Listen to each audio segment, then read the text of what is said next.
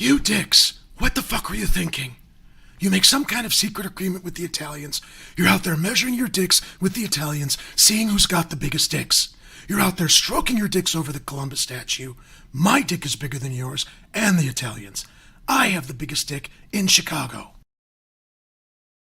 It's tricky to rock around, that's right, on time is tricky. It's tricky. It's tricky to rock around, that's right, on time is tricky.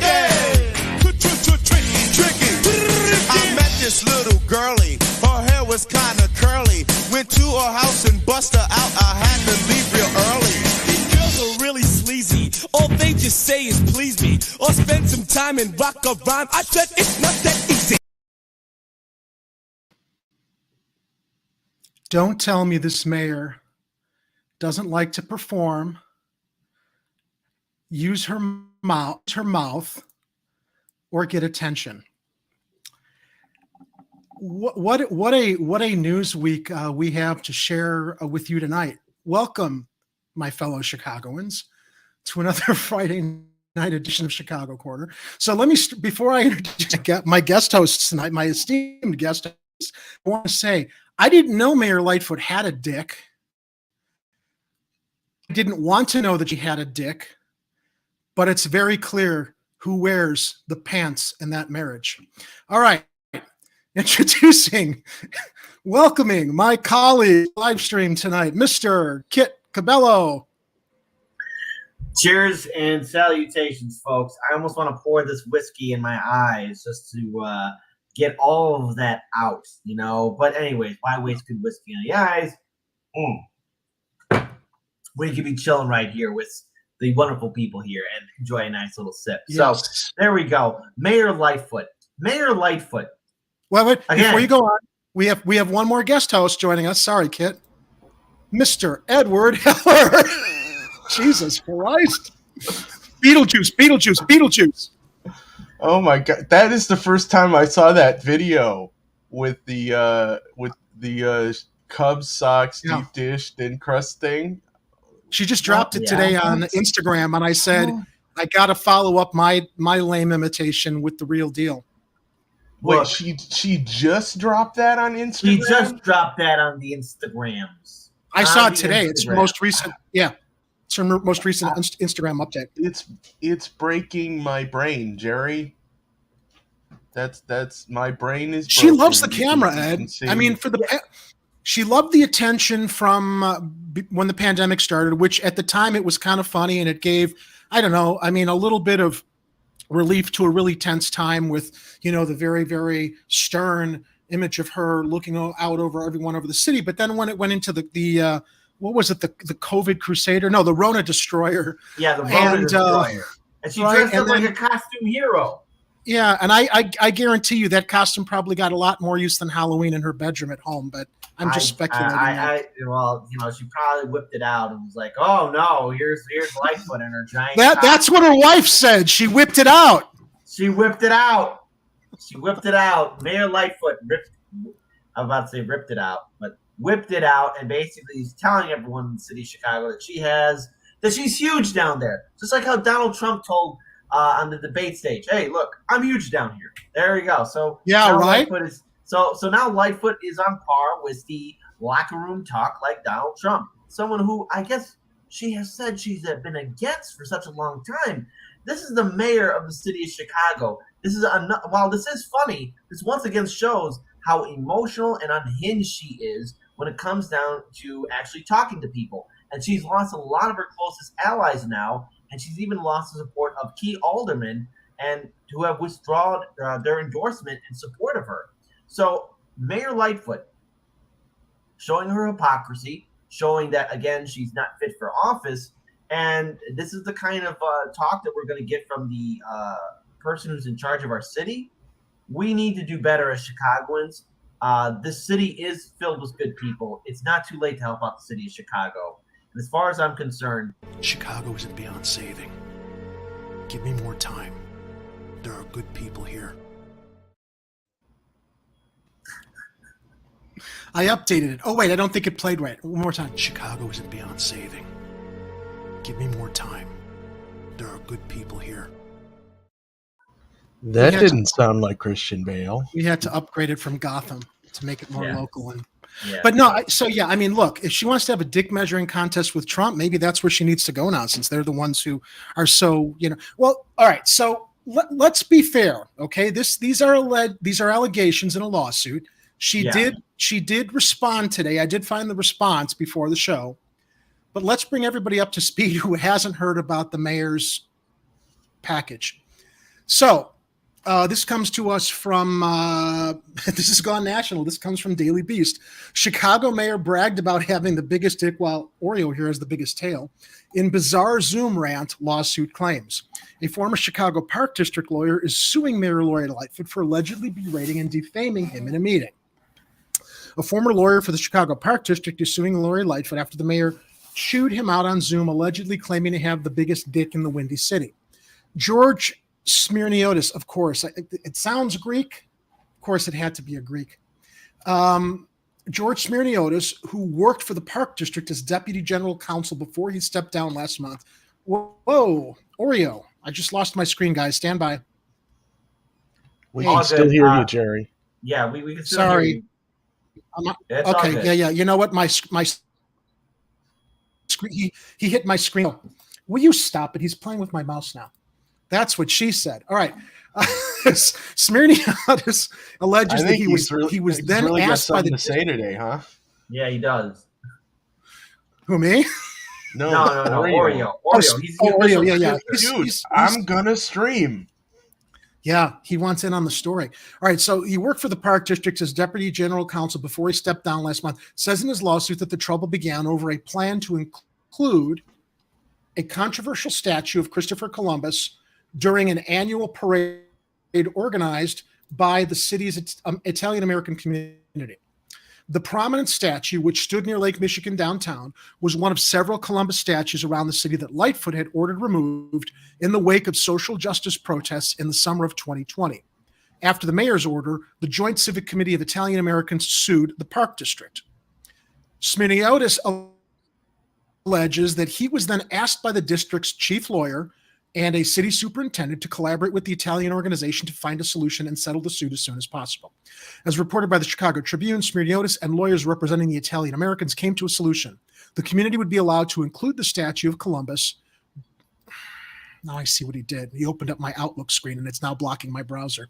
As reported by the Chicago Tribune, Smirniotis and lawyers representing the Italian Americans came to a solution. The community would be allowed to include the statue of Columbus during their annual parade, but Columbus would have to ride last and would be kept concealed until the very end. But before the deal was finalized, Smirniotis claims Lightfoot abruptly called him into a Zoom meeting. "You dicks, what the fuck were you thinking?" the mayor began, according to Smirniotis' complaint. "You make some kind of secret agreement with Italians. You're out there measuring your dicks with the Italians, seeing who's got the biggest dicks. You're out there stroking your dicks over the Columbus statue," she continued. "My dick is bigger than yours and the Italians. I have the biggest dick in Chicago." And there's the tweet regarding the lawsuit. So, wow. According to the complaint, the mayor was irate because Smirniotis hadn't run the deal past a city lawyer. She went on to attack the Park District's lawyer's credentials, he claimed. "Where did you go to law school? Did you even go to law school? Do you even have a law license?" she allegedly asked. Lightfoot allegedly then told the team to get that fucking statue back before noon, and also threatened at some point to yank the Italian Americans' parade permit. The lawsuit claims Smirniotis, who resigned from the Park District last month, was defamed by the aggressive, condescending comments. A law department spokesman told the Chicago Tribune the city has not yet been served with a complaint and will have no further comment as the matter is now in litigation. Here's my question. Aren't Zoom meetings recorded? Yeah, but how do you get them? Yeah, there's going to be discovery. If the thing is, before you go on, kid, I would say that, look, I don't, we know what a potty mouth she's got. I mean, people complain about me. We've seen it in her text messages. We've seen it in her emails. We know about her thin skin. We know about her vulgar mouth. And look, nothing against people who use obscenity, but the fact that she's in a position of leadership, and this is not leadership. Okay.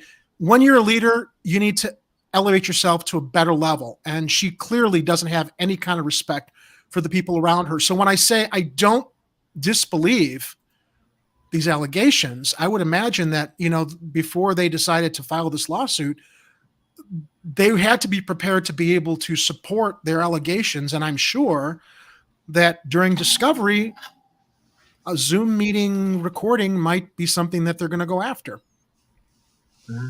So here's what I want to say about Zoom meetings being recorded. If this was a private meeting, and if it was recorded, that would be illegal. So it would be illegal? Yeah, I believe so, because in the state of Illinois, you can't really record without someone's consent, like consent, especially like when it comes down to phone conversations. I didn't realize that. I know of that law, but I didn't realize. I thought in Illinois that wasn't an issue with recorded conversations. Yeah, it is an issue here in our state, unless things have changed.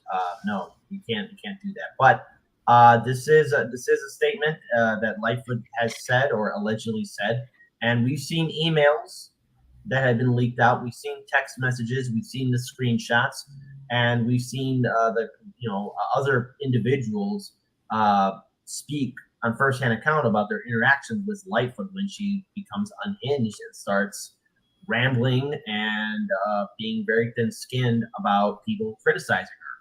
So I'm going to say it wouldn't surprise me if this is true. Now, look, I think we all know about the situation with the Columbus statue. There's a lot of people that are easily offended by it.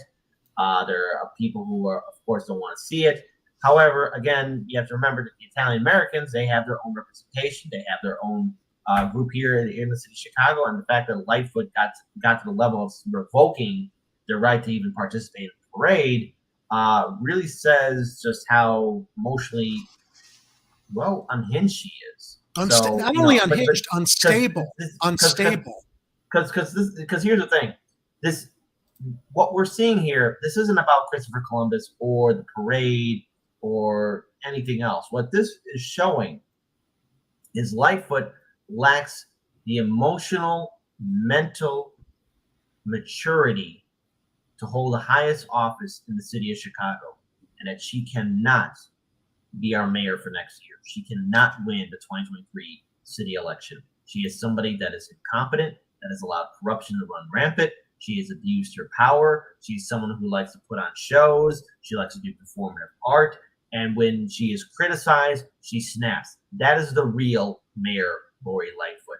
So, yeah, Lightfoot, you said you had the biggest dick, but, Kathy Powers, you are the biggest dick. Kathy Powers makes a good point in the chat. If there were more than 5 people there, it was a public meeting. Okay. Yeah, now, I don't know what the records rules are in the state or the city, but something tells me that she goes out of her way to avoid them. Yeah, AG says, never seen a lesbian talk about dicks so much. Yeah, why should you talk about dicks? So here's the mayor's response. Let's bring this up after this bombshell blew.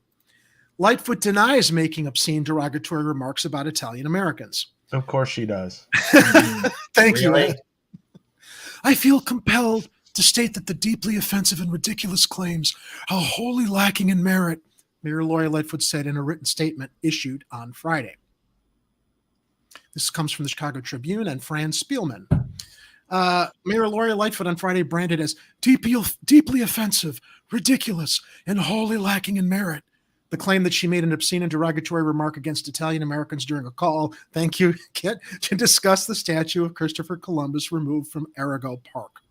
One day after refusing to comment on the allegation contained in a lawsuit filed by the Chicago Park District's former deputy general counsel, Lightfoot said she felt compelled to break her longstanding practice of not commenting about pending litigation because there are public optics on her now. I mean, I would have just resign, lady. Just get. She doesn't comment. She doesn't comment unless she feels like commenting. Right. I am deeply offended by the ridiculous and outrageous allegations in that lawsuit and the suggestion that somehow I hold animus towards Italians and Italian Americans. Nothing could ever be further from the truth, Lightfoot said during a taping of the WBBM AM radio program At Issue to be broadcast at 9:30 a.m. and 9:30 p.m. this Sunday. I look forward to the facts being proven in a court of law and really underscoring the fact that this lawsuit has zero merit. Me too. And I want to see if she's going to try to strike any discovery. Hang on a second. Did she not just say that she doesn't like to comment about pending litigation? Yep.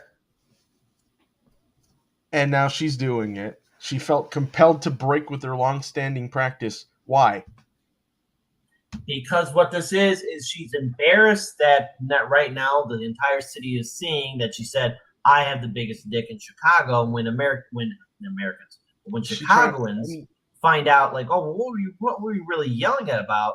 Again, they're going to see that she has lost her temper, especially about this parade that's taking place. And her reasoning behind it is unjust. Look, Lightfoot is someone, again, who we have seen enact hypocrisy.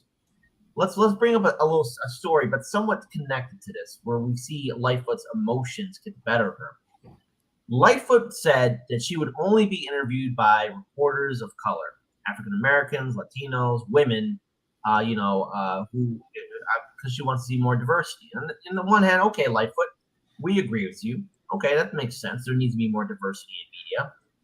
On the other hand, when Jamal Green and numerous other activists, especially journalists who were of color, black men, black women, were questioning Lightfoot about her policies of gentrification and corruption, she was dismissing them and ignoring them. And we actually covered that here at Chicago Corner not too long ago, way early on when we were getting started.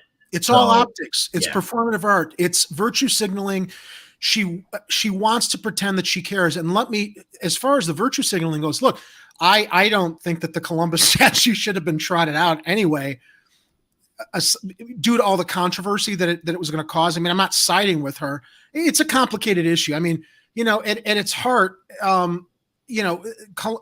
Columbus's legacy is not something that should be celebrated anymore.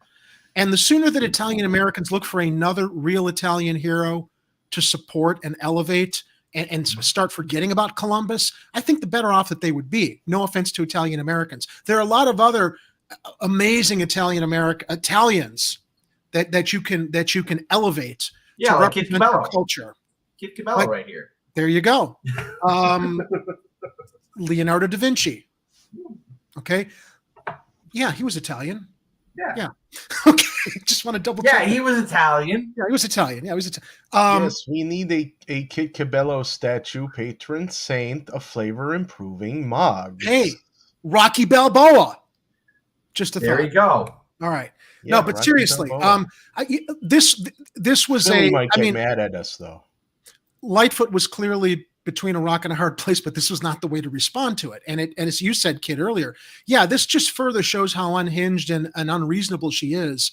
And it completely supports all of the reports coming out that she's not someone who's collaborative. She's not someone who is willing to discuss matters. It's her way or the highway. And I guess it's gone to her head, this concept that being the mayor of Chicago is the best job in America, as it was to Rahm Emanuel, because the people who get elected mayor of the city believe that they are royalty and they are above everything else and they are not beholden to anybody. This is not a monarchy, but our mayors seem to think that it is, and her behavior here demonstrates that. You could thank Old Man Daley for making the office of mayor here in the city of Chicago what it is. And effectively, it is like a monarchy. If you sit on the throne, you are the king of Chicago. Old Man Daley was like it. Daley Jr., all the other previous mayors too. And Rahm Emanuel got a taste of that power. And what was his reward? He became ambassador to Japan. And now Lightfoot, she's got a taste of that power, but she went mad with it. And she's now extremely sensitive to any form of criticism. She has been ineffective in regards to Chicago politics. She's been turning a blind eye to gentrification. She's been turning a blind eye to the public schools being shut down. She has, again, continued on this adversarial role, constantly putting down and being against Chicago public schools. When it comes down to police accountability, she has turned a blind eye to police corruption and police accountability. She, again, used federal relief funds to pay off the city's debt, which is something you're not supposed to do. Dare I say it? It's illegal. This mayor is not worthy of being our mayor. She's got to resign. I call for no confidence for Mayor Lightfoot and her entire administration. She must step aside. This kind of behavior where she's once again berating people, berating her staff, yelling at reporters, yelling at activists, yelling at everyone. Blocking out reporters. She is blacklisting reporters whose job it is to report what's going on in City Hall. We reported on this this past Wednesday night. The journalists that were on Twitter showing emails that were released where she's telling her staff do not respond to these reporters. Jim Gardner, the villain of City Council, telling one of his aides to ignore a progressive-leaning reporter because they were asking some things about so many of these public officials right now in City Council, along with Lightfoot, just feel they are untouchable and unaccountable. What was it that Royko called Mayor Daley American Pharaoh? I think he was the one who wrote the book. Old Man Daley? Yeah. Old Man Daley was the American Pharaoh. Oh, without a shadow of a doubt, Old Man Daley was a goddamn pharaoh. And that's been that title's been handed down to every mayor. Every mayor after him has grasped onto that, thinking that it's been passed along to them when that was an anomaly of that time, during a different time. I don't know any other American cities that are like this, that are so locked into this culture of that kind of thinking, along with the corruption that goes along with it. Mm-hmm. Well, and think about how this represents our city. This is someone who's supposed to be in charge of a major metropolitan city. She cannot control her locker room talk. She cannot control her emotions. And she's easily riled up, and she's supposed to represent our city. How do you think Chicago looks now with this mayor running us? She has got to resign. There's no purpose for her to run for re-election. She has lost a lot of her key support and allies, and it would be a miracle if she is reelected. But it would be a nightmare if she's reelected, because then she would go mad with power and start implementing probably even more corrupt policies to cause more people to suffer in this city. Lightfoot is a cancer, and she's got to go. I've got the title for this movie, Kit. The Madness of Queen Laurie. Oh, that's great. The Madness of Queen Laurie. That should be the slogan for her next campaign. All right, so let me finish up the article here with Smirniotis' allegations. So this, if she did say these things, this guy is saying, look, man, she went after him personally. According to the lawsuit, Lightfoot went on to accuse King and Smirniotis of making some kind of a secret agreement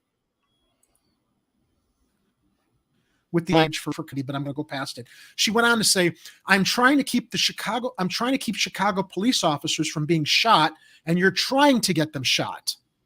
My dick is bigger than yours and the Italians. I have the biggest dick in Chicago. So in the middle of all of this dick talk was her claim that this was going to put Chicago PD at risk if that statue was trotted out in that parade. The mayor, Smirniotis, claims in the lawsuit, went on to defame him, making rude, insulting, false, and disrespectful statements, that he lacked an ability to perform his job duties, asking, among other things, where'd you go to law school? Did you even go to law school? Do you even have a law license? Onesti has demanded that Lightfoot apologize. Oh, and so by the way, Onesti, he was with the Joint Civic Committee of Italian Americans that were seeking the statue's return. Now, what he said was he demanded that Lightfoot apologize for making what he called vulgar and offensive remarks about Italian Americans. On Friday, Onesti cast doubt on the veracity of the mayor's denial. I've acknowledged that these are allegations, but there's no reason not to believe two legitimate members of the legal community, each having careers standing for more than 20 years. They are respected and legitimate members of the legal community, and they have notes, Onesti said. He added, she's not apologizing, she's explaining it away. The issue is being dodged here. Onesti argued that Lightfoot's claim that she has never had and never will harbor any animus towards Italians or Italian Americans is contradicted by her actions.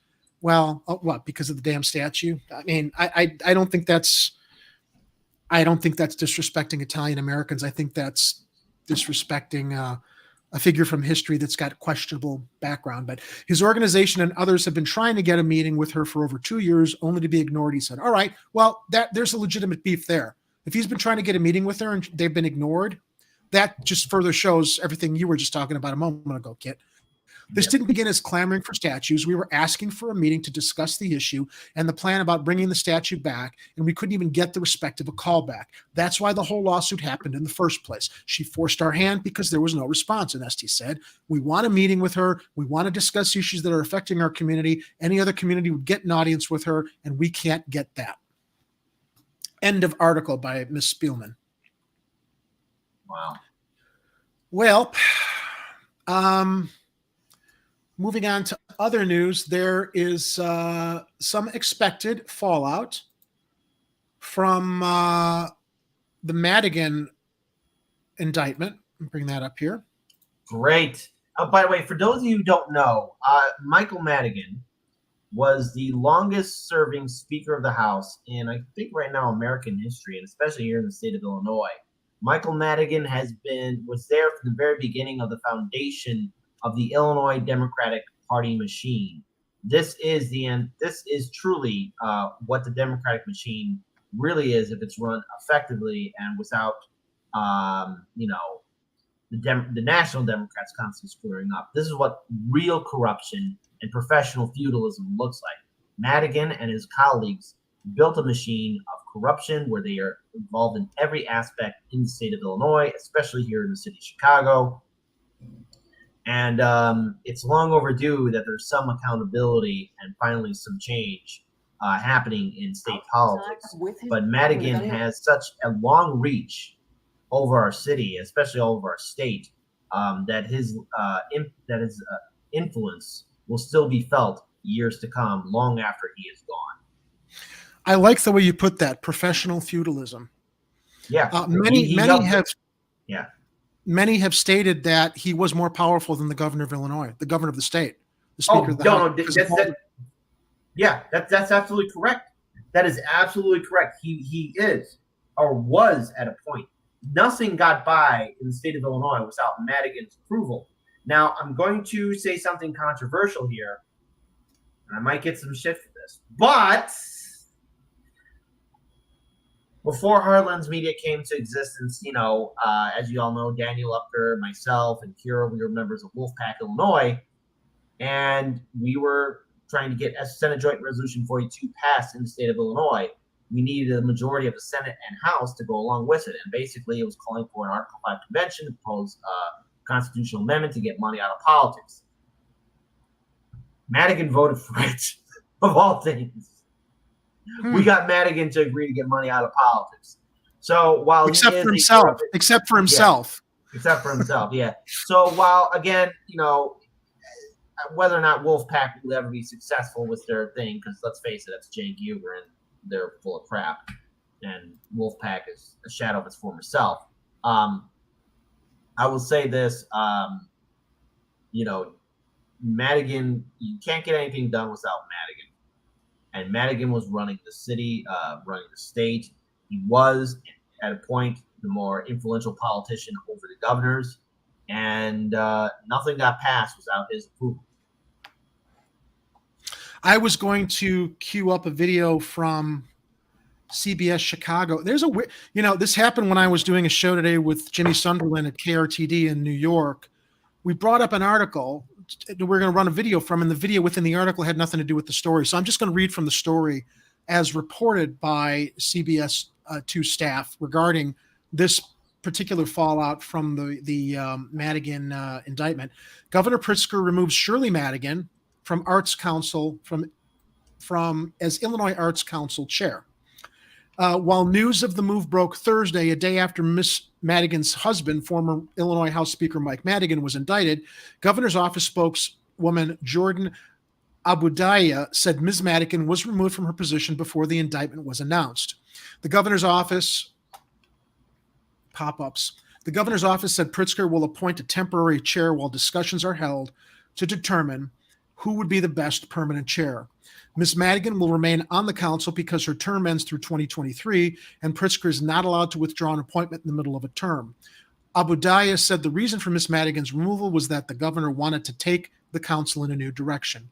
Abudaya said Pritzker called former Speaker Mike Madigan on Tuesday to notify him of the change, and the letter announcing the change was sent on Wednesday before the indictment against former Speaker Madigan came down. Former Speaker Madigan was indicted late Wednesday on federal racketeering and bribery charges that we reported on Wednesday night. The indictment claims that Madigan directed the activities of his longtime confidant, Michael McLean, who in turn carried out illegal activities at the behest of Madigan. McLean is charged as a co-defendant in the indictment. They are accused of a bribery scheme involving multiple businesses, including ComEd, in which the businesses paid Madigan's associates as a reward for their loyalty to Madigan. Lausch said Madigan used his various political positions as part of a long-term scheme to arrange for no-show jobs for his political workers and personal benefits for himself. Lest we forget, his daughter was the Attorney General of Illinois for how long? Ooh. Remember Lisa Madigan? Now, I'm not going to. She actually, I'll give her credit. I think that she seemed like a straight arrow, but how do we know? Well, 2003 to 2019. I mean, that's how long she was in office for. Yeah, she didn't run again after that. I think did she decide not to continue when her dad was suddenly in the crosshairs? I think. Yeah. So on September 15th, 2017, Madigan announced she would not seek re-election in 2018. In September 2019. Madigan joined Kirkland and Ellis as a litigation partner. Okay. Yeah, so I mean, you got to wonder if there wasn't some kind of a conflict going on there with his daughter as the Illinois State's Attorney General, but hopefully there wasn't. Hopefully maybe that was one level of government that was untouched at the time by his slimy tentacles. Well, but yeah, so the dominoes are falling as far as like fallout regarding people associated with him in other positions of responsibility here. Well, by the way, again, she's not the biological daughter of Michael Madigan. Lisa Madigan, isn't she's adopted? Yeah, she's adopted. Oh, I didn't know that. Yeah, okay. It's a little tidbit, yeah. Kathy remarks in the live chat, Lisa was pretty decent, certainly better than Kwame. Yeah, I didn't want to speculate that she was involved in her dad's crimes, but I don't know. When you see so many family members of a powerful you got to assume dynasty, you got to wonder. Assume. Yeah, exactly. All right, so moving on to our next story, and Ed, I know, Kit, I asked you before the show because I was running behind on time. I'm sure you're going to have a lot to offer to this, but luckily Ed was able to forward me a story to read from, as well as a tweet regarding Kit's old friends over at Matt Asphalt. Oh, so let's run the video that was posted by Twitter. Matt Asphalt has submitted a $500 million, not thousand, $500 million bid to supply the whole city of Chicago with more than 4 million tons of asphalt over the next 5 years. Let's run the player here. $725.50.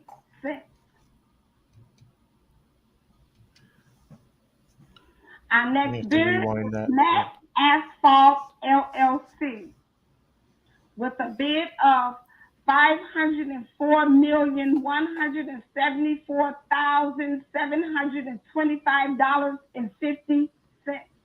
Repeating, $504,174,725.50. And 50 cents. Now, what is the concern in the community? Our next bidder is Matt Asphalt. Oh, sorry, guys. All right, so here's the concerns within the community here. They have done this despite significant concerns over the company's history and the public health of its neighbors, and despite the fact that they do not have an operating permit from the Illinois EPA. Matt Asphalt has racked up hundreds of complaints and multiple citations just producing enough asphalt for their own construction contracts. If they start making enough to supply the whole city, McKinley Park won't have a breath of clean air for the next 5 years. Not only does Matt Asphalt have pending court dates for previous violations. They're currently suing the city to overturn their fines. They're suing the city at the same time they want $500 million contract. They want $500 million to produce millions of tons of asphalt across from one of the city's biggest parks next to schools and homes. The city must take into account the voice of the people whose health could be in harm's way before making this decision. The Department of Planning and Development described Matt's location as strategic because of the work they do for the city. It's unacceptable that the city of Chicago would even consider turning around and giving them a $500 million contract, guaranteeing that the worst days of pollution we've experienced will become the new normal for McKinley Park. So now, the Chicago Sun-Times article. Let me bring that window up and read from that particular article. Before, Kit, I would like your input on it. So McKinley Park asphalt maker, community organizers say more production will mean more air pollution from Matt Asphalt, but the plant's owner, Michael Tayden, says the concerns are exaggerated. Of course he does. Because $500 million. A controversial asphalt plan has made a bid of just over 500 million. Blah, blah, blah, blah, blah. We heard all this. All right. So, now he said this guy at the plant. Okay, since 2018, when Matt opened across from McKinley Park, a group of residents have been fighting the plant, lodging odor complaints with the city and urging officials to shut it down. Mayor Lori Lightfoot criticized the decision to allow the plant to open, an approval made during Mayor Rahm Fuckface Emanuel's administration. Matt is allowed to make up to 890,000 tons of asphalt a year under a state permit, but didn't make close to half that amount last year, co-owner Michael Tayden said in an interview. He said that producing more asphalt won't extend the hours of operation, which begins making the material in the early morning and continues around midday. Perfect time of day when those kids are leaving their houses for school, people are going to work, kids are out at recess. Are there recesses still in Chicago outdoors? Well, in this economy? When people are returning home from their jobs. Tayden said the complaints about the smells from his plant are exaggerated. I wonder where he lives, though. I wonder if he lives Tayden? Tayden? Yeah. Really? Oh, hang on. Let me go ahead and pull this up. Yeah, you find out where he lives. They're exaggerated, and he's challenging city fines of $4,000 in state court. $4,000 in fines he's challenging. He also said he's providing an important service to the city at prices lower than competitors. The cost savings are very substantial, Tayden said. It benefits the city. That really benefits the people, except the ones living around Matt Asphalt. In January, Tayden released a consultant's report that found testing of the facility's machinery showed levels of hazardous air pollutants were less than 10% of limits set by the state for Matt's operation. Now, the testing results are being reviewed by the Illinois Environmental Protection Agency, which will make its own assessment. The state EPA is analyzing air emissions from asphalt plants along with the University of Illinois Chicago to determine cumulative health impacts in the community. The McKinley Park Group tracked hundreds of complaints to the city and says that no other industrial source in Chicago has spurred so many calls. You know what? Even if the air pollutants are less than 10% of the limits, the stench and the odor that plant is putting out, forcing the residents in that community to suffer. They bought homes in that community. They lived there. They raised their kids there. Should any residents in any community be forced to have to deal with that stench any part of the day, let alone mornings to midday when he claims that they're operating? You know that stuff sits in and the pollutants are carried across the city. Yes, pollutants are carried across the city, but plus also not to mention we have to add in the massive amount of truck traffic. So let's look at a quick reminder. In 2018, the Matt Asphalt plant was built. No one from the state of Illinois, city of Chicago, or Cook County informed the residents of the 12th Ward that it was being constructed there. Since then, there's been nothing done by the Illinois Environmental Protection Agency or by the Chicago Environmental Protection Agency.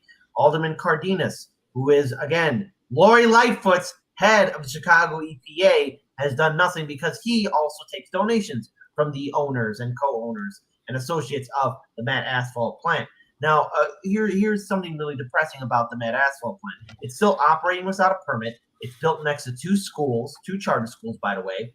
It's built next to homes and apartments, and built next to McKinley Park, which is a large green space. Now, you talked about Michael Tayden Jr., right? He is the co-owner of the Matt Asphalt plant. Well, on July 2nd, 2020, Chicago Block Club Chicago did a coverage of a protest in front of his home. Colin Boyle and Justin Lawrence wrote this. Michael Tan Jr. hit the news this week after it was revealed he and his wife planted hedges around public parkland and created a private yard for their upscale Lakeview East home.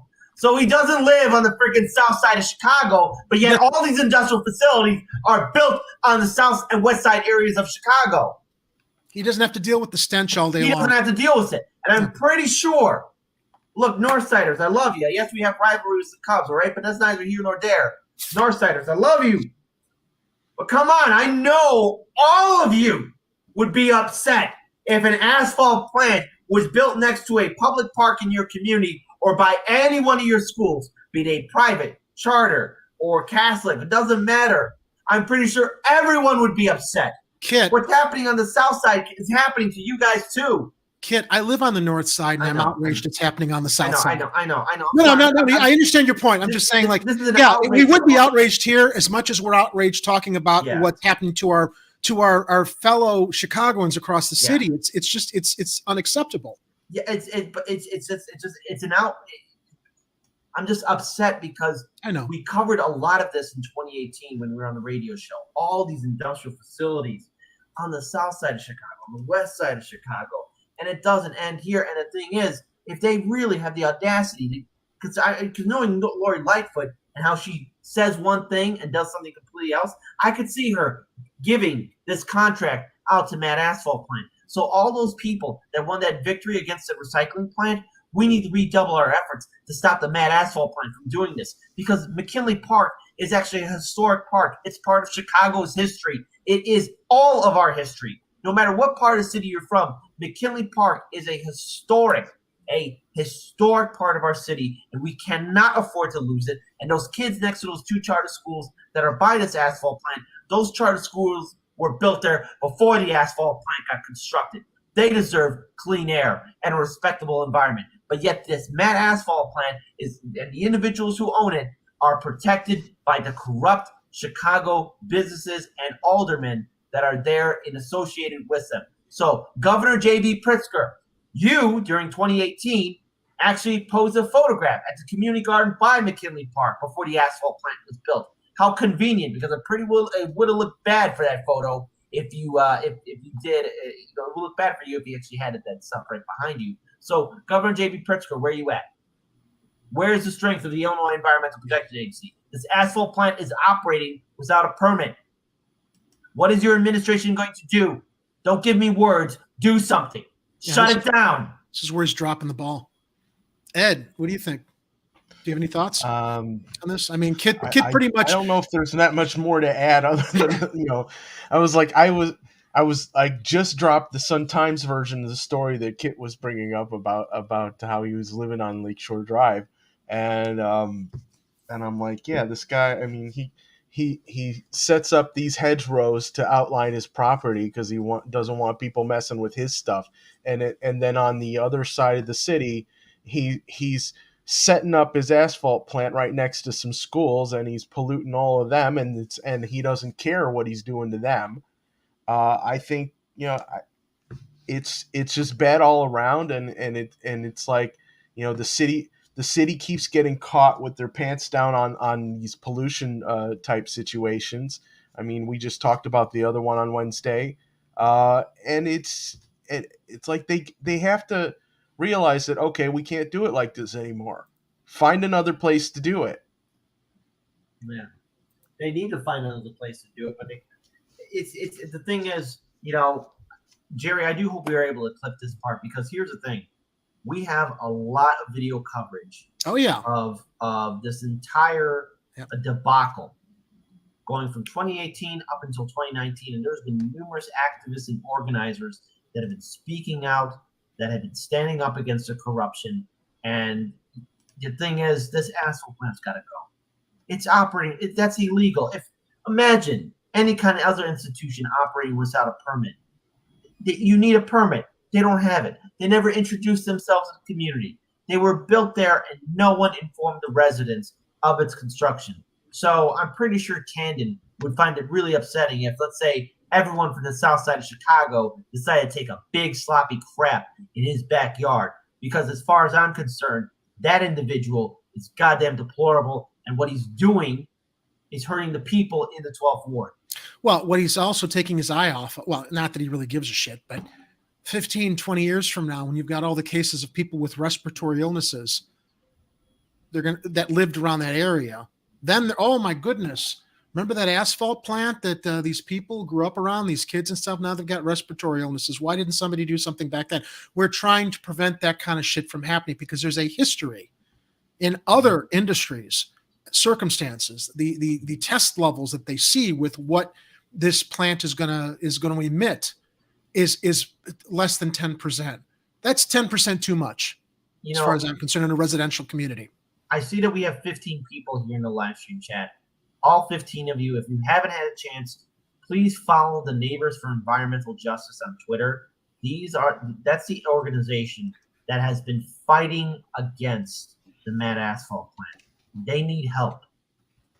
That's all I'm asking for, help from our audience. Because this fight is not over, and we got to stop the Mad Asphalt plant. Speaking of asphalt and concrete and infrastructure, don't you guys love how I transition our stories? Check out this video. This is the Brown Line flyover, guys.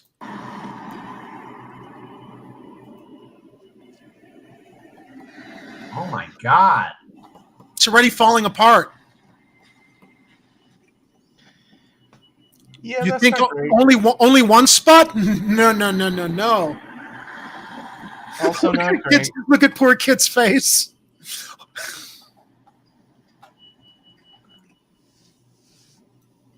Oh my God. I want to know who's the city contracting for. Who did the city contract for the Brown Line? All right, so I'm going to turn the volume down as the video runs, and I'm going to read from Block Club Chicago as it comes to us from Jake Wittich. Concrete chunks are missing from new Brown Line flyover, but CTA says contractor knocked them off to prevent them from falling. The CTA's contractor started removing loose debris from the red-purple bypass when the spalling was discovered to prevent it from falling. Chunks of concrete are missing, but the CTA said the missing sections of concrete, which leave steel rebar and PVC drainage pipes exposed, are only cosmetic and were knocked off safely by the contractor to remove a danger. Why was the danger there to begin with? Why was the danger there to begin with? How many millions of dollars went into this project? The concrete structure, what contractor made those millions of dollars that they've got to start tearing shit down because it's dangerous? The concrete structure supporting the bypass started spalling, a condition in which concrete fragments break off their larger body, according to CTA spokesperson Tammy Chase. The Transit Authority discovered the spalling while conducting regular inspections of the structure. This is a quality issue related to the work performed by Walsh Floor, the contractor that built the bypass for CTA, Chase said. The likely cause of spalling is water getting into components of the bypass called PVC sleeves and then freezing, which put pressure on the surrounding material and caused the spalling. Okay, really? we did have some messed up weather, so no. Brand new. This is what engineers, construction engineers are supposed to know to prevent, and they didn't. Yeah, that's the issue here. I could see this happening, bare minimum, 2 years. This is why they tore down the Belmont overpass, right? Which was there since Riverview Park was in existence. How many decades was that overpass at Belmont and Western until this is the kind of stuff that started happening, which is why they tore it down. That thing was up for decades. This thing has been up for, what is it now? Like a handful of months. 2 years, and it's just now in operation. So like, let's go to the, let me go to the pictures from the Block Club Chicago story though. All right, paste and go. All right, here's what we're talking about. You're a 21st century engineer and contractor. Yeah, we know that ice expands concrete, but how are you going to tell me that on a modern structure, these engineers and contractors didn't have any way to account for that before it happened? That's bullshit. It's shoddy contracting. The CTA immediately asked Walsh Fluor to perform daily inspections of the structure and remove any loose concrete immediately after discovering the spalling, Chase said. The areas of the structure that are missing concrete are a result of Walsh Fluor workers cleaning out any loose debris before it has a chance to fall. Why don't you engineer it so there's no spalling to fall? The visible recessed areas are the result of proactive mitigations to protect the public and our employees from any falling debris ahead of the contractor completing the repairs, Chase said. Walsh Fluor will repair the spalls this spring at no cost to CTA, Chase said. The spalling has been inspected by CTA Safety Department, CTA engineers, and Walsh Fluor's structural engineer, and it's been determined the condition poses no safety, nor does it adversely affect the bypass's performance, Chase said. Yet, my editorial. Guess we'll find out. Right? Yeah. This was a $2.1 billion red and purple modernization project, which is only still in phase one. The flyover began service in November to allow Brown Line trains to move more efficiently past the red and purple line tracks in Lakeview to save north side commuters. What was it, like 5 minutes off their commute or less than that? That was Mayor Rahm's big selling point. Well, no, the idea of the bypass was sound. You know, it let those trains keep rolling without having to wait for the red line to clear. So I don't fault them for the idea of that. But yeah, but Ed, do you know how much they tore apart that community, though? I mean, they were using eminent domain to force residents out to save commute time, negligible commute time, and spend over $2 billion for this kind of shoddy workmanship. Sorry. I mean, I kind of hear you, but I mean, look, I respect your opinion, but I just, from the moment that they announced this and they started relocating people and tearing apart the neighborhood at this expense to save commute time, I thought this is bullshit. And now, you know, they're saying, well, this is, you know, it's no danger. This shouldn't be happening. This shouldn't be happening. Yeah, I mean, you can talk about who the lowest bidder was, you know, and whether that had anything to do with whether they decided to cut corners on the materials. You know, we know that the technology exists to build, you know, better concrete, better pavement, better building materials. The question is, were they using any of them? And are they taking proper precautions? Were they making the right steps to try and reduce the possibility that this kind of stuff is happening? And clearly someone dropped the ball there, and you're absolutely right about that. If they had, it wouldn't have given a big mouth like me an opportunity to bitch about it on his Friday night live stream with his friends. Yeah. That's what they should have been thinking about, right? It's like, oh man, don't screw this up. Jerry's going to have a field day. You know, seeing that, because I used to take the Brown Line from the south side to the north side. What if, I don't know, there's other structural integrity issues? Yeah. What if there's something else that we can't see yet? Yep. God forbid. Look, again, I'm not an expert in engineering or construction, but let's look at this scenario. What if there is some sort of fracture? What if there's some sort of structural integrity issue with some of the steel beams or anything else that's part of that elevated line? The project, are we looking at somebody getting hurt? Well, so phase one of the red and purple modernization project includes 3 major components, including the red-purple bypass, which began work in October 2019. The project includes reconstructing the red line's Lawrence, Argyle, Berwyn, and Bryn Mawr stations so they're larger and 100% accessible. See, I can see improving the stations.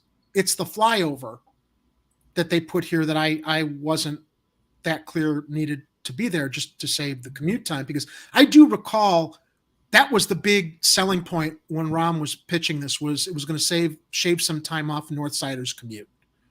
And I'm like, really? That's why you're spending these billions of dollars? I'm all for making the other stations more 100% accessible, more elevators, escalators to help disabled people and people dealing with other challenges, keeping the traffic moving faster with commuters getting up and down. But I don't know. Anyway, Well, I mean, I can add a little bit to that perspective, just because I used to take public transportation a lot when I first moved into the city, and I would take buses and a lot of CTA trains. I was a regular user of the Brown Line and the Red Line, and I can tell you, if you are a regular user of the Brown Line, you know that train has a ton more stops than the Red Line has, and anytime you can save 5 or 10 minutes, you appreciate that extra time you manage to gain. So I can understand them wanting to streamline the times on the trains, especially, I mean, even if you're just in a very slow transition to get more people to use public transportation. I think overall it's a good idea. What is it worth the money? I guess we'll find out. Yeah, or the potential safety issues that we're looking at now. Yeah. Speaking of safety issues, we reported on this Tuesday, but there's been an update to this story. Let me pull this one up. And no, that's not Mayor Lightfoot's wife talking to her. Uh-oh. Mayor Lightfoot. No, let me pull this up. That was the gag. All right. So again, more concrete infrastructure problems here in Chicago. We were talking about the fact that all the virtue signaling aldermen that wanted to spend all that money changing the name of Lakeshore Drive, it would have been money better spent preventing crumbling concrete in the underpasses. Oh, is this the one we were talking about the other week? Yeah. So it reopened. I just want to give a little update. The Uptown Pedestrian Tunnel under Lakeshore Drive reopens after closure due to crumbling concrete. The Buena Avenue underpass was determined to be structurally sound after city officials closed it for repairs late last month. A pedestrian tunnel connecting Uptown to the lakefront has reopened after crumbling concrete. Well, this tunnel's been there a lot longer than the flyover, but crumbling concrete forced city officials to close it last month. The Buena Avenue underpass in the 4200th block of North Marine Drive reopened Thursday afternoon. City officials determined the underpass is structurally sound and can reopen. Alderman James Crappleman of the 46th said Thursday. Officials initially said the tunnel would reopen by next week. Barriers blocking the underpass were removed Thursday. In late February, the city shut down the popular tunnel under Lakeshore. Disable. Ed, I'm the captain of the ship. Take him to the break. In late February, the city shut down. Where is it? Right? Why can't I? All right, I was going to mute you, but I couldn't get the. There we go. In late February, the city shut down the popular tunnel under Lakeshore Drive after seeing concrete falling from the structure. You may now be unmuted. The closure was needed while city crews assessed the damage, officials said. The tunnel was deemed safe to reopen while the city works on both short and long-term fixes, Crappleman said in the email to constituents. A sealant will be added to the tunnel to help stop leaking water, repairs that should be completed by early April, Crappleman said. So there's how it is now. This is what people were looking at. Jerry, I don't think you're pronouncing that guy's name right. Yes, I am. A more long-term repair will require closing Lakeshore Drive to remove the pavement and place a membrane on the underpass for a more permanent seal. That repair will wait until the planned rebuild of the north branch of Lakeshore Drive, a project that does not yet have a set timeline, Crappleman said. In the meantime, this temporary fix is expected to keep the underpass in good condition until that larger overhaul can occur. Again, money that was there to change signs but not keep underpasses or pay attention to. Look, these there are crews that are supposed to routinely go out and inspect underpasses, tunnels, bridges all across the city. The fact that it got to this level of disrepair and became a safety hazard is what's of issue to me, and I'm sure a lot of other people. Mm-hmm. Well, crumbling infrastructure, but remember, Representative Mila J.L. Paul strategically fought to make sure the $7 trillion of the Build Back Better came down to $1.75 trillion. Yeah. And what's in it now isn't enough to help our infrastructure out. Hey, Mayor Lightfoot, remember that federal relief money? We could have used that to maybe help out our infrastructure, but no, what did Lightfoot do? She used it to pay off the city's debt. Okay. Yeah, that's I can't wait to see how that story unravels with the Freedom of Information Act to find out where the Freedom of Information requests that have been filed to really track every last cent of federal relief we got and where it all went. All right. Speaking of the mayor once more, even a broken clock is right twice a day, although we'll see how this initiative turns out. There's a video from Fox 32 I'm going to run and share. Chicago to host 6 virtual town halls to discuss crime prevention strategies. Let's play the video. Please, no commercial. Of course, there's a commercial. Unbelievable. Thank you. You said it for me. Yeah, it is pretty unbelievable. I'm going to mute it and wait for... Hey, look, construction. Yeah.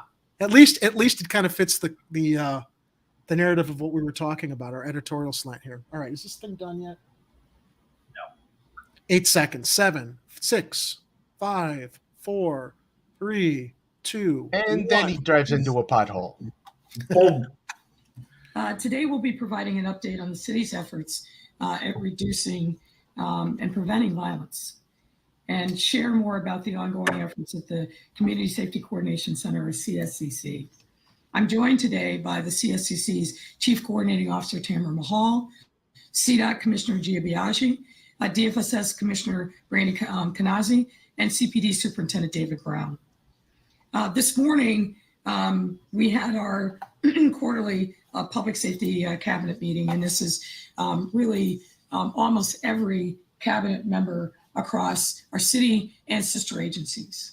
You may recall that these meetings began in April of 2019, right before I was officially sworn in, because I believe she was sworn in, no pun intended. Public health lens on violence is how we win lasting peace. We hold these meetings every quarter to discuss the priorities of each department and make sure that we are on the same page as to the vision and mission of bringing safety to our city. All right, I can't listen to her anymore. Let me quote from the article and get her face off the screen. All right, as far as these meetings go, it's expanding to these 6 virtual town halls to discuss crime prevention strategies with the community itself. So, they're including the community this time. Finally. What they go on to say in this 4-minute video that I don't want to sit through, they talked about addressing violence and trauma in a holistic way. The city will hold 6 virtual town halls. Actually, let me bring this up so people can see that there is a website where they can sign up and find out when the virtual town hall is happening in their community. 6 virtual town halls designed for specific parts of the city that will allow Chicagoans to share feedback, ask questions, and start a dialogue with city leaders about crime prevention. And hey, maybe Lori will scream and swear at you also if she doesn't like what you have to share. What an opportunity that would be. As part of the strategy, we want to hear from our residents to learn what more we can do to wrap our arms around their communities, Lightfoot said in a statement. The invaluable voices of residents will build upon the CSCC's holistic approach to community safety and help the city rapidly respond to the needs of Chicagoans. And every suggestion will be interpreted by my organization as another reason to give more money to police departments. You know, I'm wondering. I wonder if someone's going to be ballsy enough to talk about their wang bone and say, like, "Hey, I got a big dick. Let's actually bring it up with Lightfoot." The effort comes months after the launch of Chicago's Community Safety Coordination Center last August, an effort to bring business leaders, nonprofits, youth organizations, teachers, and spiritual leaders together to come up with meaningful ways to stop the violence. I know here in my head and in my heart that the challenges facing our city are steep, and at times the situation can feel hopeless. But I promise and I commit that the full weight of our city government is committed every single day to making life better for everyone, Lightfoot said. Chicago isn't beyond saving. Give me more time. There are good people here. God, he kind of sounds like Lori. The Community Safety Coordination Center is putting a priority on West Garfield Park, North Lawndale, Little Village, and Englewood. We cannot just arrest our way out of this problem. No, We cannot just arrest our way out of this problem, but we can invest our way out of this problem for the long haul, and we're very focused on doing just that, said Lightfoot. Oh, now, that's a bold statement. Someone wrote that. She came up with that one. Right. Yeah. That's a bold statement to hold her feet to the fire on. Yeah, she hasn't done it yet. No. Crime in Chicago has continued to rise the first 2 months of the year with steep spikes in burglaries, thefts, and stolen motor vehicles, according to the latest police data. At least 88 people have been murdered in Chicago this year, up from 85 at the same time last year. Aggravated batteries are up 15%, robberies up 10%, and sexual assaults up 9%, according to the data released Tuesday. Let me get to the neighborhoods, all right? Because I mean, we talk about stats all day long. It just makes me want to go cross-eyed. The community safety town halls will take place between March 9th and the 19th. Sorry, scrolling stuff up here. One CSCC representative and one CPD member will be available at each meeting to answer questions and provide an overview of the city's approach to crime prevention. March 9th, the north and northwest sides. And everybody, you can look into our show notes below. This article is linked. You can go there and get these dates and times. March 10th, the west side. March 12th, the southwest side. March 15th, city center near north side, south loop, and west loop. March 16th, south side. March 19th, citywide in Spanish. I'm going to see if I can check in and monitor some of these meetings. Now, interestingly enough, I am currently working on a documentary with a local filmmaker named Valerie Goodlow, who is very much involved in counseling and providing relief to kids who have gotten involved in gang life. Also, providing programs for families who have lost loved ones to gang violence. They're dealing with the grief. They're dealing with the trauma. They're dealing with the questions. Why did this happen? Why is it continuing? I had a very, very interesting, very enlightening conversation with Valerie, and I'm going to have her on the show, talk about her outreach along with this particular project that I feel very lucky to have been brought into editing. We talk about gang violence a lot, and, hey, white people most routinely dismiss it like, oh, it's a choice. Lazy people, they don't want jobs, blah, blah, blah, blah, blah. What people of privilege don't realize, even those with good intentions that set forth with efforts to save kids of color that fall into these horrific choices and circumstances, you can't save them. You can't throw money at the problem to try to give them better things or put them into homes if they're homeless. They are broken in a way that needs readjusting at a deep spiritual, maybe not spiritual, soulful level. And what do I mean by that? Normally kids who are gravitating towards this kind of life, which we speak about investment in the community, it is important. But if they're not growing up in places or homes or have the moral compass shown to them, they never know it. Many of these kids are victims. Many of these kids are struggling to survive. Many of these kids gravitate towards gangs and violence and crime because they didn't have people teaching them better. Now, that's not to say they're all sociopaths. They're not. In a survival mode, when they're dealing with the violence in their own lives, that's all they know. You have to teach them deeply that there are other directions. And what Valerie and the organizations that she's involved with in counseling these young kids is really getting to the deeper roots of showing kids the way and addressing what was missing there, addressing the absence of the right kind of moral compass or guidance that I think all of us were lucky to have with our upbringings and our families. And it's not just kids of color that have this, white kids, kids of any color, white, purple, black, whatever. White kids gravitate towards crime also. It's not a color issue of any type. So I was talking with Valerie about these virtual town halls that are coming up, and she's going to try to participate because she lives down in the South. She's dealing with outreach on the South and West sides. It brings me to this. I know everybody's going to think that this is completely self-serving, and honestly, it's not. But one of Valerie's colleagues on the documentary just sent me this today as I was planning to talk about these community safety town halls.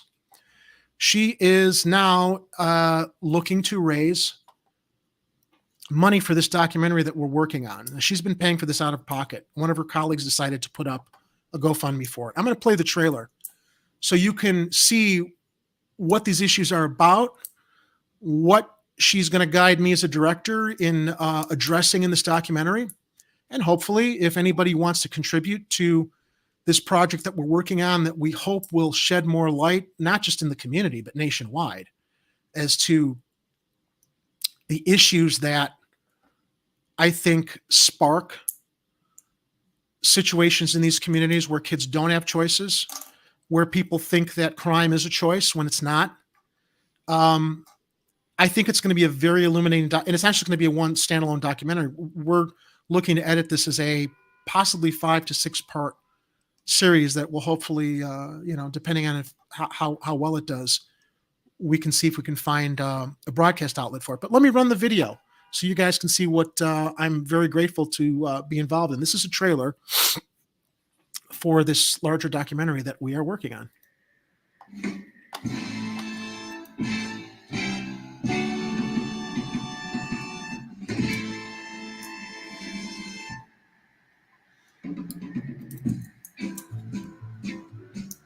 I was born in a city that they call the Windy City. They call it the Windy City because of the hawk. The hawk, the almighty hawk.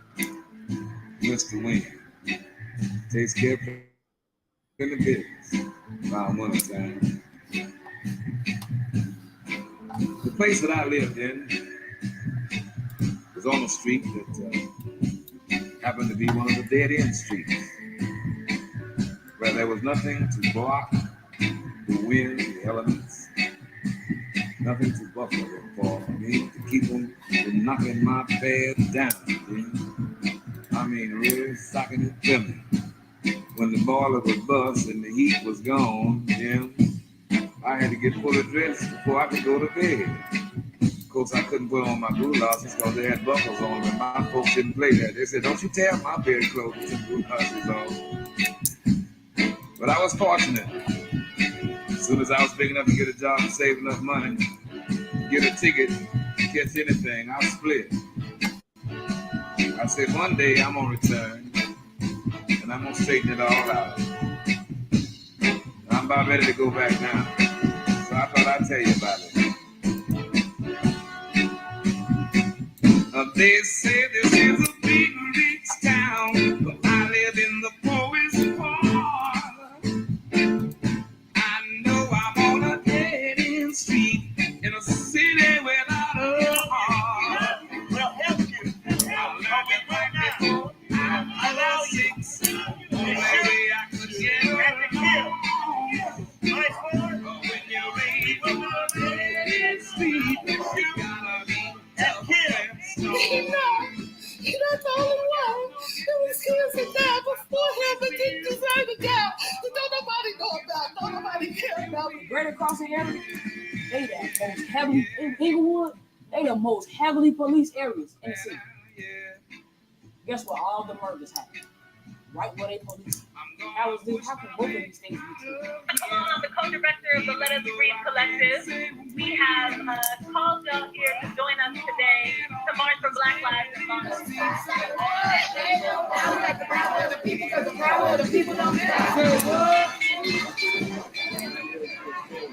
I do believe that a lot of these crimes could be solved. I got shot 3 weeks ago. You know, I feel at the whole school. I got one in my back, and that's just the way it goes. I got shot. I'm happy to be alive. I could have been dead. Like I say, my friends ain't make it. A lot of people ain't make it. I could have been paralyzed. But here it is. I'm doing an interview with you. So I'm blessed that I got my life. I've seen people get shot in my house, drugs, people doing drugs, selling drugs. It's a lot coming up.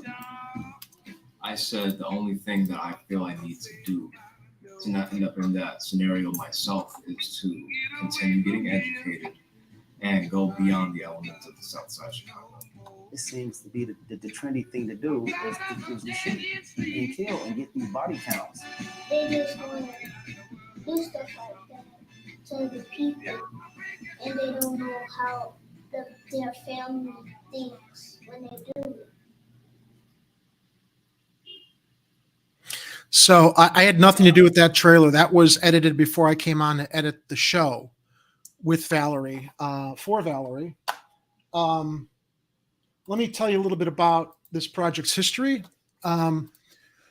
Valerie moved from Los Angeles to Chicago to finish this film and docuseries she's worked on tirelessly for 5 years. So the stage I'm at editing this right now is I'm going through years of footage to automatically transcribe all the interviews. So we have a log of everything that's been talked about, so we know where to reference things as we put our edit together. This very powerful work focuses on gang and gun violence and the long-term effects of grief and trauma suffered by senseless murders. She's the founder of Women in Need of Discovering Own Worth, called Window, a nonprofit organization whose mission is to redirect youth from gang and gun violence in our communities. The primary focus is on providing programming for women, girls, and youth at risk. The success of Window is and has been realized through our programs being implemented in Los Angeles, Long Island, and Chicago. Ms. Goodlow is also a photojournalist and a filmmaker, focusing on finding and creating solutions to the youth violence that consumes our country. Her first award-winning documentary film, Gang Girl, A Mother's Journey to Save Her Daughter. Here's Val. We are in the post-production phase of our second film, Before Your Time, An Unprepared Journey. I humbly ask for your financial support. Please be a part of the process of completing this groundbreaking film. Join the ongoing movement to end the destruction of youth all across America. We need everyone's help. We know that everyone can't be out in the trenches on the front line. Please, if you can contribute financially to this project to save our children, we greatly appreciate it. Knowledge is power. Your support can help us get the knowledge to the people who need it the most. The $30,000 will get us to the next stage of production. We'll invite you to an early screening. You will be able to see how significant your contribution was. Thank you in advance for your support. We're incredibly grateful for donations of any amount. We're a nonprofit 501c3, and your contributions are tax deductible. We can provide you documentation upon your request. Please contact Window to reference Val's bio, the documentary film Gang Girl, and or get further involved with the Window organization. So I was not planning to, this was not on my radar literally till I think about 5 to 10 minutes before showtime. Otherwise, I'd have Valerie on talking about this herself. And I will have her on in the future also, because this is not, I don't want her to just come on and talk about this documentary. I want her to come on and talk about her experiences and her outreach and what she's doing with these nonprofit organizations to help kids in not only our local communities, but all across the nation. She originally lived in Los Angeles. She now lives in Auburn, Gresham. I do think I put a link in the show notes below. So if anybody wants to learn more about the project, they can see it there. But this project that dropped into my lap to be involved in has a lot to do with a lot of things we talk about here all the time. And the fact that the money is not going into the neighborhoods to prevent things. It's all reactive. I believe Valerie said she is going to meet with Jamal Green. She Very good. Opportunity to meet him yet. And I was telling her, you know, she's looking for solutions in Chicago. She's been here 2 years. I don't think that she knew a lot about Jamal. And I told her about him. I'm like, Val, you got to talk to Jamal. I mean, you could partner with him on a lot of what you're doing to help benefit each other. He's got a nonprofit. You got a nonprofit. You're all about helping the youth in the community. I said, looking for money to complete this project or help, you know, your foundations. Willie Wilson, he ran for mayor. I mean, he's a guy with deep pockets you can go to, and he's constantly looking to help the community. So anyway, Kathy says, I hope it has captions. Well, it probably will, since I've spent the past 2 weeks running the transcription tool in the editing program to transcribe every one of the interviews so we can know what people are talking about. So anyway, yeah, I just thought that was kind of relevant to a lot of the stuff we talk about here, as it also relates to these town halls that are going to be taking place across the city to specifically address the violence that Valerie is doing the outreach through her foundations to help kids get out from and also help families recover from and survive. Well, Phew. Well, what I gotta say is I'm excited to see the further development of this documentary project that you're working on, Jerry.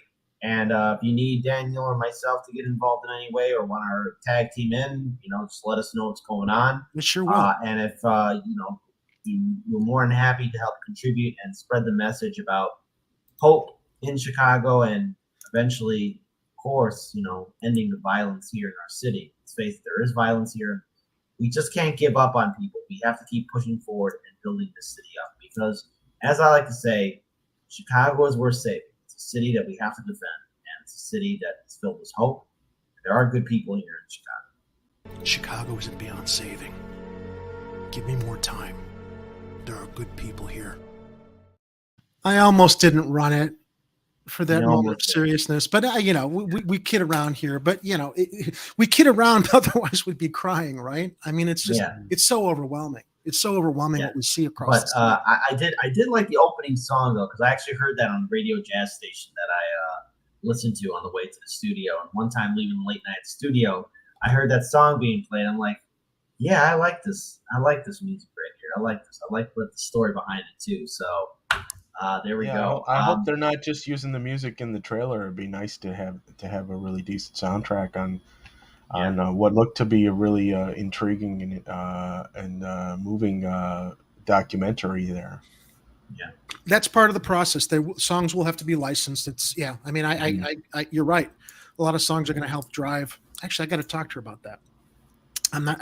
She's done one documentary before, so I'm sure that they were dealing with music licensing issues and the importance of music. And there may be some local artists that you might be able to tap for that. Kathy Powers says, Jamal has great knowledge and solutions. Yes, he does. I've been following a lot of his tweets lately, retweeting them on Chicago Corner. Dominic at TrueDemocracyNow.org shares programs to reduce community crime should be the responsibility of the city's government, not poor citizens scraping money together to do their jobs for them. Yep. Absolutely. Great. All right, guys. Anything you want to share before we bring the show to a close tonight? There's been a lot of people reaching out to me to be guests on Hardlands Media, but also on Chicago Corner. So once I organize a little bit more details behind it, Jerry, I'll send you that information right away. So, folks, if you're not subscribed to Chicago Corner, please do so. And if you know people that want to know what's happening on the ground here in the city of Chicago, subscribe to Chicago Corner. It's an epic channel. Why aren't you doing it? Do it now. This is the channel to subscribe to. Our numbers are going up, and I'm always thankful and grateful during the Hardlands Media broadcasts when you mention when we're coming on and when you're joining us. And I've got Ed over here also, who's very diligent about helping me throughout the day as I'm doing the other things that I got to focus on to take care of things, monitoring the news cycle, sending me stuff through Slack so I can better prepare quickly. Ed, I really appreciate it. You do take some burden off me. Man, I'm tuned in with what's going on, driving at the red light stops. What's happening in the news. I mean, I'm an information junkie on social media, but when I get home, even though I've got a little bit of an idea what I want to cover, I always go to my Slack, and Ed's got the other stories to help put the show together. So I really do appreciate that. Yeah, it really is a team effort to get all the information going here on Chicago Corner, and anytime we can throw in information that comes our way. It's always good to share it with each other because you never know who's going to have a take on what, and everyone has a different opinion on the stories. So when I can find them, I'm happy to share them with Jerry and the crew, and then we get to talk about them on Tuesday and Wednesday, and have to talk about them on a special or Tuesday and Friday, and then we talked on Wednesday this week. Yeah, man. We had a preempt. Well, I was sick Tuesday, but yeah, normally Tuesdays and Fridays, everybody. There was a lot going on. Well, luckily we did Wednesday because the Madigan story broke. I wouldn't have had that to talk about Tuesday because and I wanted people if they wanted to have an easy way to go to sleep Tuesday to watch the State of the Union instead of watch our show. But yeah, and it's also a good time to subscribe to Chicago Corner and clue all your friends in about this channel too, because the mayoral race is coming up, and there's gonna be candidates talking about stuff, and you never know if any of them are going to appear on Chicago Corner. We can only hope. Monica, thank you. And I want to finish out on what Kathy says here. I think something, while we may have disagreements about other things, I think this is something we can all agree on. An economic system that doesn't feed, clothe, house, or care for its people must be and will be replaced with a system that meets the needs of the people.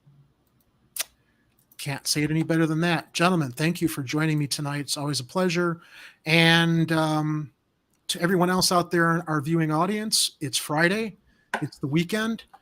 Please be careful. Watch out for each other. Remain vigilant. Stay safe. And remember, if it's happening on the streets, you'll hear about it here on Chicago Corner. Have a safe weekend, everybody.